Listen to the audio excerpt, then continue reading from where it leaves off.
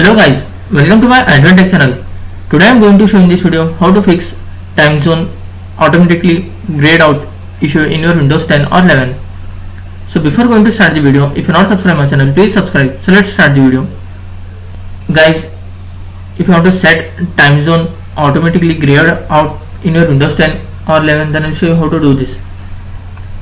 First of all, you need to click on Start menu, then click on Settings.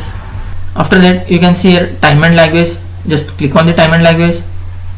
In this, you will find date and time. Just click on the date and time. Guys, you can see set time automatically. If this option is disabled, you just need to enable this option. After that, you can see here set time zone automatically. If this option is enabled, you need to disable this option. After disabling, go to privacy and security. You need to scroll down a little bit. You can see here under app permission, you will find location. Just click on the location. You just need to enable location services. If it is disabled, you just need to enable this option. After that, you can see here mail and calendar. Just enable for this and close this window. That's it guys.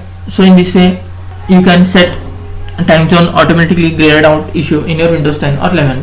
Thanks for watching. Hope if you like this video, please like, share and don't forget to subscribe.